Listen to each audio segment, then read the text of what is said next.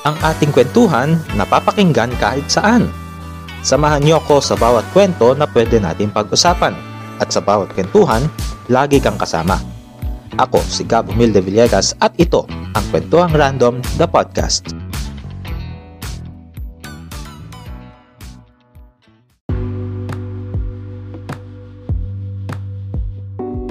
Hello guys, welcome sa panibagong episode ng ating kwentuhan. Pagkukwentuhan natin sa episode dito ang pangarap namin mga coverages bilang mga mamamayan. At kasama din natin ngayon isa sa mga may tuturing kong kuya sa industriya. And also, he is hosting currently the first esports program on radio. Walang iba kundi si Kuya Paolo Barcelon. Luzon, Visayas, Mindanao, Pilipinas. Magandang hapon. De, joke lang. Kala nyo nagpo-programa ako, no? Hindi. Hi, Gab. Hello, good afternoon. Hello. Thank you for having me. I mean, I've always listened to Kwentuhang Random. It's on Spotify, by the way. So, yes. Spotify, Radio Public, Anchor.fm. You have no excuse to miss this particular pod. So, finally, dumating na yung takdang panahon na magkasama kami ni Gab sa isang session. So, I'm thrilled and I'm honored to be here, my guy. Kumusta? Yes, thank you. Ayun, goods naman, kuya. And ito, start na natin yung kwentuhan. So, first question. Anong naisip mo bakit ka pumasok sa industriyang ito, sa media industry? Anong reason behind it? Well, the TLDR version of it is because it's my dream. It's always been my dream. When I was younger, I was exposed to a lot of news programs, a lot of... kasi ako ito wala namang prejudice to other stations, no? Pero ABS-CBN baby talaga ako. Like, ang radyo namin sa bahay, DZMM, WRR pa noon, 101.9. Ang news habit ko, ang fixture ng TV sa bahay na wala pang cable ay TV Patrol. Minsan saksi, of course, sa GMA. Pero mostly ABS talaga. And then, of course, naabutan ko pa yung panahon na The World Tonight was still airing on Free TV. Hindi pa siya nalilipat sa ANC bago naging other newscasts, no? So yun, it spiked my interest na what if I become one of those people in the... Alam mo yun, nakikita mo sa screen, gusto ko maging reporter, gusto ko maging ganito, ganyan. Tapos, yun talaga. Like, it's always been a childhood dream. When I was in high school kasi, Gab, when I was going through a lot, no, personally, professionally, or rather personally, emotionally, parang I thought of maybe leaving that dream to childhood. Pero when I was third year, fourth year, sabi ko, parang dito ako papunta talaga. Like, ito talaga yung gusto kong gawin. Dahil I find myself confident whenever I'm speaking in public, whenever I'm being interviewed, like this, diba? And then, nag-decide ako na mag-take up ng Com Arts. So, I took exams sa... tinry ko mag-exam ng UST pero di ko na-submit at ayaw din ng nanay ko dahil bahain daw sa Maynila. UP naman, nakalimutan ko magpasa ng form. So I settled for the next best thing. I submitted, nag-exam ako sa Beda Alabang, San Beda College Alabang, and it all started from there. So June 2010, I entered college. This was the waning days of the Arroyo administration. Tapos part ng naging assignment ko was to watch yung inaugural ni Pinoy, no? The former president Aquino III, Benigno Aquino III. So yun, and then nagsunod-sunod na dahil ito yung mga panahon, Gab, na ang daming mga pangyayari sa bansa natin that really spikes your interest. Siyempre, I was at the dinner table when I saw what happened in the Quirino Grandstand. I was watching with my brothers nung nangyayari yun. Nung mga panahon na I was in college, ito yung PDAF scam, diba? So that was definitely the talk of the town in the student papers noon. And ayun, so after noon, I worked for ABS-CBN as a kapamilya care specialist. Basically, telephone operator, customer service, nag-ayos ng telepono. I had a foot in the door, pero wala daw opening sa news at the time. So I left and I decided to go back to Alabang,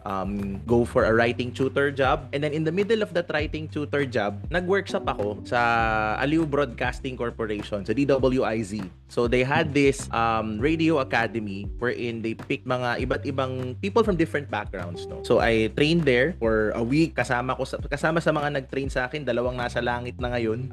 Sumalangit nawa ang kanilang mga kaluluwa, si Sir Jun Del Rosario, who at the time was still the news director of DWIZ, saka si Ka Eli Aligora, the original Radyo Patrol number 8, who was the station manager of DWIZ. So, nagbo-broadcast na sa langit yung dalawang mentor ko na yon. And then, after nun, I got into another workshop. So, gastos na naman. Workshop. Chuchu. Nag-ano ko sa Vanguard Media. This was the group of former PTV reporter Sweden Velado Ramirez, who I really consider my mentor. And her now husband, si Kuya Adrian Ramirez, mga kumaret-kumpare ko na ngayon yun. They had this one-day edition of a Broadcasting for Millennials workshop na palagay ko it's what I needed to have that mindset ulit. Kasi, di ba alam mo naman yung sakit ng ComArts na tayo gusto natin pumasok sa media, tapos pag hindi tayo napupunta sa media, nawawala yung skill set. So I felt like I needed to regain that skill set before getting into media. And then in December 1, 2017,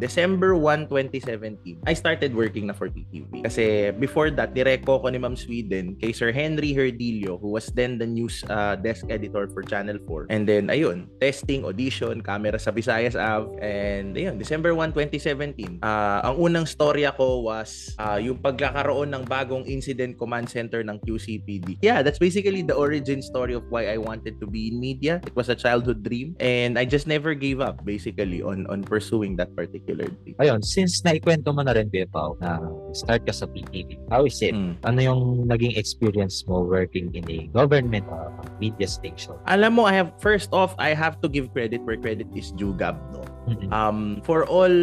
For all of the flack that Secretary Martin Andanar was getting during the years of the Duterte administration, there were a lot of things that he doesn't get credited for publicly. First and foremost, and for me, most important, Gab, no? Yung inalaw niya yung mga batang katulad natin na magkaroon ng pagkakataon to work for media. Because we all know how the business, the economy of it, na parang what 21, 23-year-old can call himself or herself or themselves a television news reporter, diba? That's always been the dream for many of us who want to go into journalism. It's to actually do it. Many have, alam mo yung parang masyado natin kasing gino-glorify yung proseso na mag-researcher ka muna, mag-PA ka muna, mag-writer ka muna. By the time we reach that credibility, hindi na tayo as young or as driven when we're younger. So I think that's one of the things he did right. Another is yun nga, yung improvement ng mga facilities before that. I came into PTV na sobrang heavy talaga nung focus on covering the president, which it has always been, regardless of administration. But yeah, there I learned the basics. How to write, how to network, yung character of always pursuing the story. And if there's anything that I learned, no, during my stay in the government station, tumaas yung respeto ko for the professionals there. Of course, in any organization, there will be bad eggs, diba? Pero yung mga taong alam ko na ginagawa lang yung trabaho nila, they just really wanna do good journalism. Journalism na bagamat ang tingin ng iba ay propaganda ng gobyerno, alam mo yun, parang they just wanna do what they love. And that's something that you have a leeway in Channel 4 that you don't have leeway in other stations kasi. Na minsan, parang you have the freedom to pursue angles you want to pursue in some way, and it's contrary to what people actually think. So there, it's just people minding their own business, doing their own coverages, following the directives of the PCOO.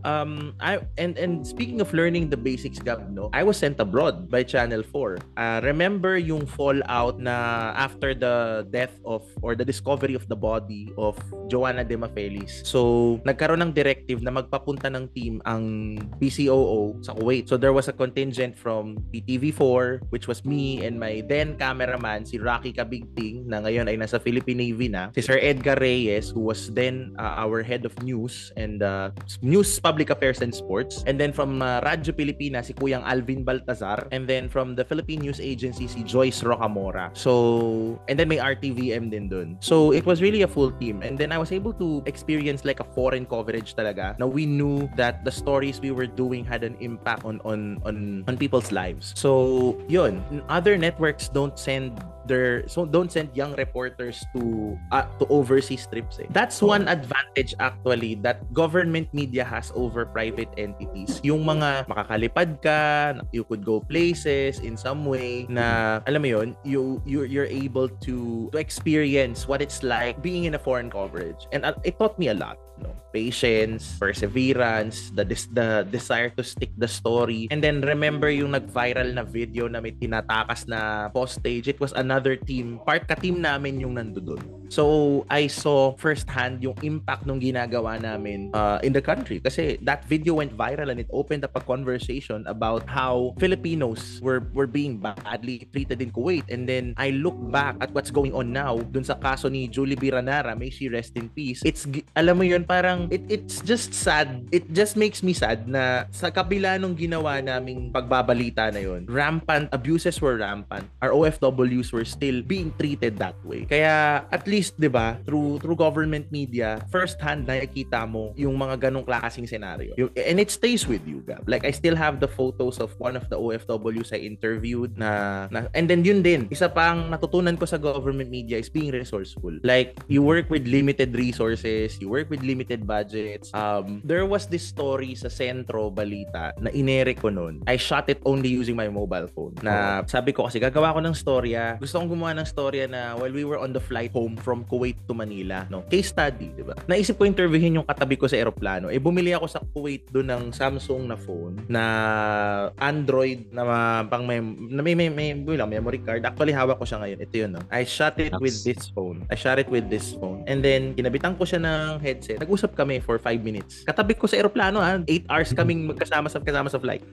Ano, kumusta? Ganto ganyan. Ba't ka nag-decide umuwi? Kasi daw nahihirapan na siya. Tapos umabot sa point na kulang na yung binibigay na sweldo sa kanya nung amo niya. So I taped it.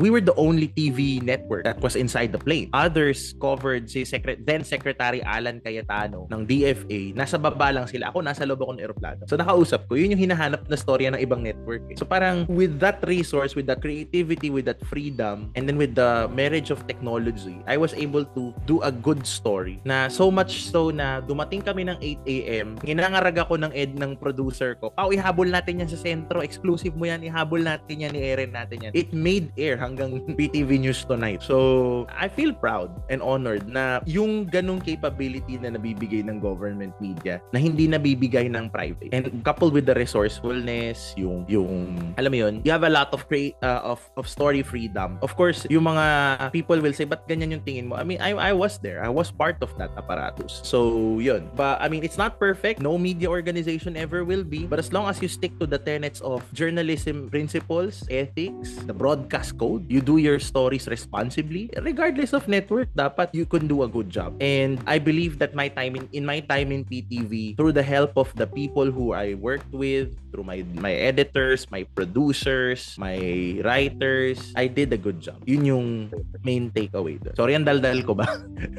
Ang dami ko nakuha. Anyways, ano yung mga challenges din na hinarap mo during those days? Aside do sa limited resources, ano pa ba yung iba? Number one, editorial priority talaga. Like, we have to understand na matagal sinubukan ng iba't ibang administrasyon na burahin yung imahe ng government media as a plain mouthpiece, but mahirap Kumbaga, I'm not saying it's impossible. It's just that, syempre, yun na yung nakalakihan ng marami working in government media. So, they wanted to keep that system. Pero, over the years naman, to be fair, alam mo yun, parang hindi naman, what I really learned from Channel 4 is, media pala can be a very powerful tool in providing public service. No? Nakita natin yan nung nag-pandemya, di ba? Laging Handa was being aired on all the stations nationwide. Sinong gumagawa niyan? It's Channel 4. It's PTV, diba? It's Radyo Pilipinas. While all the other stations had to lock themselves down because of the threat of the pandemic, that's where they showed. That's where we got our source of information. Doon na semento na pag sinabi mong Laging Handa, diba? Pag alas 11 na ng umaga, alam mong may malaking update, diba? So yun. But of course, hindi natin maiiwasan na mapansin, and this isn't saying na, alam mo yun, parang to trigger anybody. I'm very grateful that I was given the opportunity to work there, and I don't want to burn any bridges, pero there's still a long way to go in terms of erasing that notion that government media is just a mere mouthpiece, because what do I say this? Parang why why do I say this? Nung mga critical na moments in press freedom in our history, were they there? Diba? Were they there when ABS-CBN was shut down? Were they there when Maria Ressa was arrested? I mean, those are things na if you really want to be a public service, regardless of political affiliation, regardless of regardless of whatever biases your bosses have, kung ang mindset mo ay tunay na para sa bayan, then cover it as it is. Treat it like whatever story it is and you let the people decide. To the credit of Channel 4, yun din naman yung pinapagawa nila sa aking mga storya. Umabot sa I mean, of course, there were moments na I had to cover stories na obviously administration yung slant, pero alam mo yun, those are just days na you learn from it and I was pretty happy. No? But all of that changed nung umalis ako ng PTV when I worked for CNN Philippines, where I really spent the best years of my joint career. Nag-iba yung pananaw ko. Like I started thinking about immediacy because yung beat ko 3 p.m. to 12 midnight, a lot of breaking news stories happen. So yun yung masasabi ko na proud ako sa sarili ko because I know that in some way I know the difference between working for a government entity and working for a private entity. Of course, in private entities you have story freedom except kapag ang involved ay either sponsor ng kumpanya mo, 'di ba? Syempre nararanasan yung mga corporate pressures ka of news and you know this very well. So yun. So, ito, yung time na lumipat ka na rin na CNN and also yung nandun ka pa sa PTV, ano yung mga memorable coverages na na-encounter mo o yung mga nagawa mo? A lot. Pero if I had to pick siguro mga tatlo, I would pick definitely Kuwait 2018 for Channel 4. CNN was when Maria Ressa was arrested. Like, I still keep a screenshot of that frame from when I was in Nagulat nga ako na nasa nasa 1,000 Cuts, yung film na 1,000 Cuts, the documentary. Yeah. So, I was there. It was February 13, 2019. In fact, bukas pala, it's been 4 years since that happened. So, I spent my Valentine's Day tailing Maria Ressa. Kasi ang kwento niyan, kaka-file ko lang ng storya ko sa desk editor ko. So, file, ganyan. Ito yung storya nung Chinese na nagtapo ng taho, yung security guard ng MRT. So, kaka-file ko lang ng update. It was a silsot lang. So, silent, sound on tape. Nag-file ako, tapos tinawagan ako ng editor ko. Sabi niya, Pao, takbo ka ng estansya. Aarestuin si Maria. Sabi ko, what? So, ang ginawa ko, pack up. Kuha ako ng pinaka-available na crew. Ang sabi ko pa sa crew ko nun, si Kuya Erwin Dizon yun cameraman ni AC Nicole. Shoutout kay Kuya Erwin Dizon. Kuya, i-backpack mo yung live view. Kasi naka-live view siya, tapos meron siyang camera. So, ang get up namin, make sure na meron kang live view sa likod. Naka-connect na siya. Para pag-akyat natin, rolling ka na. So, 2 minutes, naka-head, naka-override ako. Sinisigawan ako kasi wala pa akong script. So, ginawa ko news gathering on air. Interview ko si Ma'am Chaiho Filenya. Ano nangyari dito? Chu-chu-chu, ganyan-ganyan. Panning sa loob ng Rappler headquarters. We were the first news outlet to break that story live. Live on TV. Kasi parang at the time, 5 pa lang yata. Hindi pa, parang tension pa. Wala pang live pictures eh. But we're rolling already with it. So, yun. Panning sa loob ng NBI. Tapos commercial break. Nag-commercial break yung news night. Sabi ko sa Mike, naka-connect pa kami. Hindi nakababa yung linya ko ng override. Sa ang communication ko, Mike, break us in, lalabas na si Maria pagpasok ng commercial. Yung kuha na lumalabas siya doon sa room, doon sa glass room sa loob ng office ng Rappler kasama yung lawyers niya. Ito yun. Yan. Nice. Very memorable.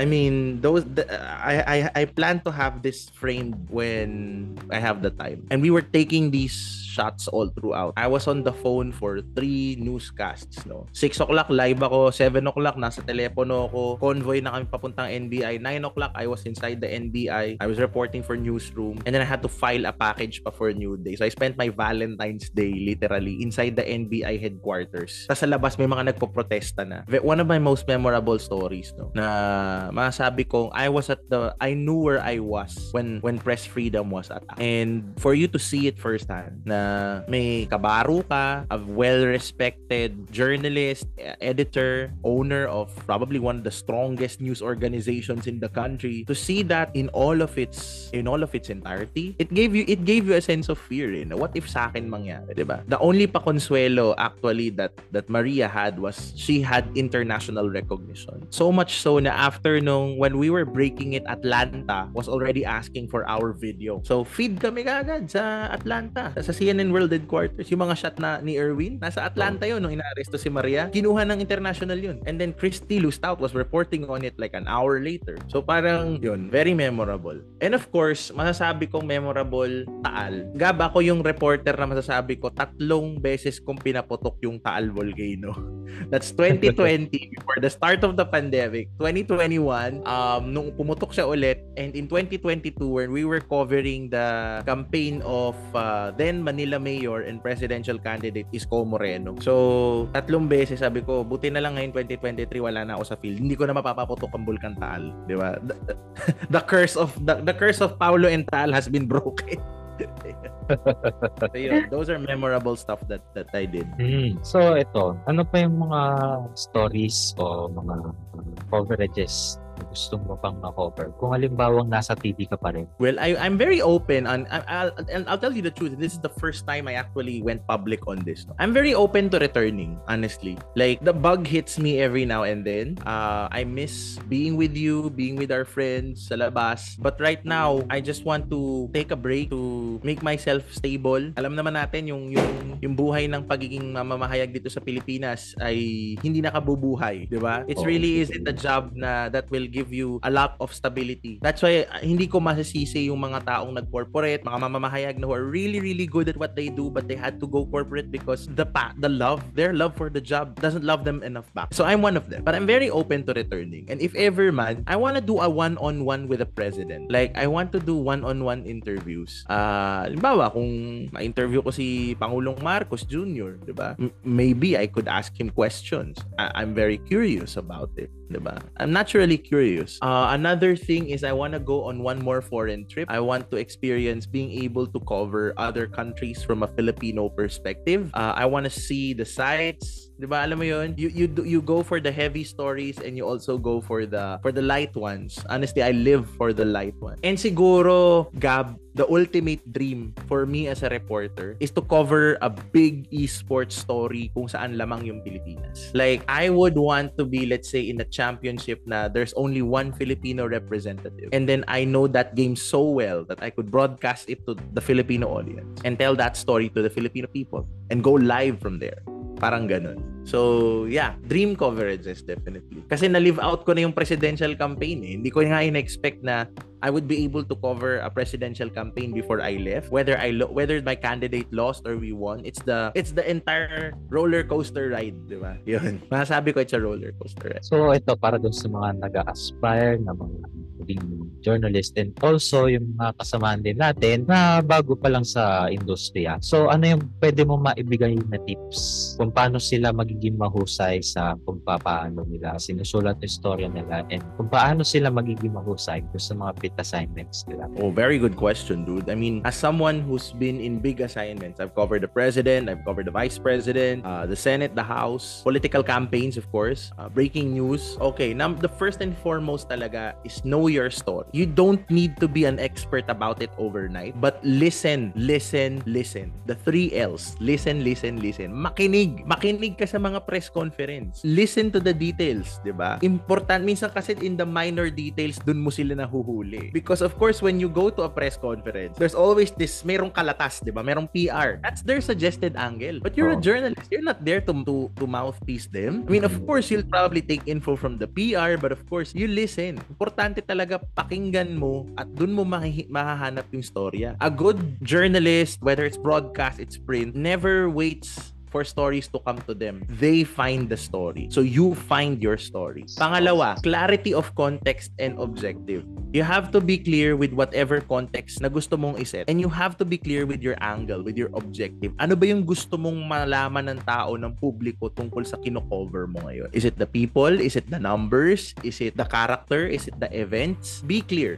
diba? And number 3, journal work is a lot of work, but always find time for yourself. Ang bilis makatanda ng trabaho natin. I'm 28 years old, but I feel like yung trabaho ko ngayon, I feel like I'm 40 or when I was in news kasi ang daming information. It will be an overload. You'll be mentally mature, diba? When you leave journalism, you're mentally mature. So prioritize yourself. Give yourself time to have a break. Magbakasyon ka, mag-leave ka, and pag nag-leave ka, take yourself out of the news cycle. Because especially in these times na sobrang ng mga bagay, sobrang nakakatakot, ang daming nangyayari, na-overwhelm tayo sa bilis ng mga pangyayari. We tend to stress ourselves out. So always put your health as a priority. Always. Wag kalilimutan. Gutom ka, kumain ka. Uhaw ka, uminom ka. Pagod ka, matulog ka. Don't compromise your health for the sake of doing the work. Because the moment you start doing that is the moment you lose your acumen to work, diba? If you feel like you deserve a better shift, ask for it. If you feel like you need a break,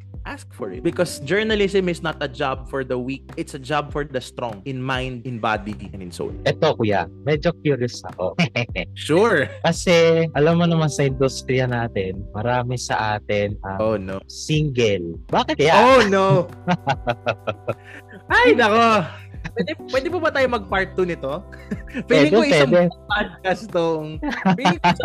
Sige, I mean, probably in another episode we could talk about it, no? Pero siguro as a teaser for that, kung gusto mo pagkatapos nito, record na natin kaagad yun eh. Usapang love month naman, di ba? So, yun. It's February. I mean, February when we're recording this thing. So, bakit marami sa atin ng single? Actually, dalawang dahilan lang eh. One is because pagod ka talaga. Like, pagod ka talaga. Sobrang drained mo na pagkatapos. Lalo na kung print reporter ka or online na may quota base kayo. Siyempre, torta na yung utak kakasulat na storya. Tapos pagka, alam mo yun, journalists are prone to miscommunication. Not because they don't communicate, but because they communicate too much that their partners cannot understand them so well. And then the other thing is, aside from pagod ka na, kumbaga parang nakikita mo yung after effects of relationships that don't go well. So minsan natatakot ka. Parang di bale na, sabi nga ni Ate Mav Gonzales, di ba? Di bale nang wala kesa mali. Kasi nakikita mo ano yung nangyayari kapag when relationships go wrong. So,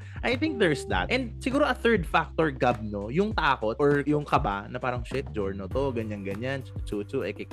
For the record, ang mga mamamahayag, pag nagmahal, parang ordinaryong tao lang din. Nasasaktan, alam mo yun, naghahanap din kami ng lambing. Pero totoo yung kasabihan na we break news, not hearts. Totoo yun. In every sense of the word. We break news, not hearts. Kasi most of the time, siguro yung may mga mangilan-ngilan na success story, di ba? So, meron din mga mangilan-ngilan na masasabi kong, sabi kong they're all over the place, di ba? So, yun. But yeah, we break news. That's our and I think the synthesis of all of this, Gab, no, is a lot of us are single not because pangit kami or yung character namin. It takes a lot of patience to understand a journalist kasi. Parang the duty. May mga pagkakataon na yung mga date nyo, kailangan mo i-cancel kasi kailangan mo mag-break. If your partner can't handle that, issue yun. So, yun. And ito na, last na lang din, bago tayo matapos. Ano yung mga advice na pwede mo maibigay, especially with the neophytes and also do sa mga nag-a-aspire na maging mag-market? Read. Number 1, basa. Importante ang pagbabasa. You can't go into journalism without reading. So my advice is you read 3 articles a day before you start your work. Sa mga bago, yung mga kapapasok lang sa industriya, it's not all rose-colored glasses. You will have them off very, very soon. So just be ready. If you feel like this isn't for you, leave when you have the time. Huwag mo nang patagalin. Kasi itong trabahong to, grind. Literal na grind siya. Grind. So if you're not up for the grind, then might as well, this isn't the job for you. Hindi ako nananakot. Sinasabi ko lang yung totoo. Saka, focus on improving your craft. You can never be a good journalist if you're not open to innovation. If you're not open to experimenting. Parang ako, I never really had the confidence, Gab, to write articles. But because of the pandemic, natuto ako magsulat for digital. And the digital team ng CNN Philippines, they really are the best. Like, I alam mo yun, whenever I write, they guide me or they give me tips, ganyan. And then I get edited also by very good editors. competitors. And most important, if you can't find a mentor, there's always YouTube University, TikTok College. Of course, doon tayo sa mga relevant na TikTok website, ha? Hindi yung mga nagkakalat ng fake news or ng alam mo yun, yung nang clickbait. Wag po tayo doon, di ba? The internet is very open. I mean, saka choose your mentors. Yun din. Kasi maraming mga senior ang may mentorin ka, tuturuan ka paano mangulik paano magsulat in a different way. So, alam mo yun, choose your mentors. Trust no one, but be kind to everyone. Audience, our episode for today. Maraming salamat, Kuya Paulo Barcelon, sa oras na binigay mo sa atin sa ating kwentuhan yung episode na ito. Sana makaulit. Oo, sana makaulit. Meron ka pa bang nais i-promote? Hi guys, this is Paulo Barcelon. I'm inviting all of you to listen and watch Press Start Pilipinas, the first ever esports radio show, which airs every Saturday, 12 noon to 1 p.m. only on Radyo Pilipinas 2, 918 a.m. sa inyong mga talapihitan. And on Facebook, just look for Radyo Pilipinas 2 and Press Start Pilipinas on Facebook. Kwentuhang Random is available on different streaming platforms, available on Spotify, Radio Public, Google Podcast, Pocket Cast, and Player FM.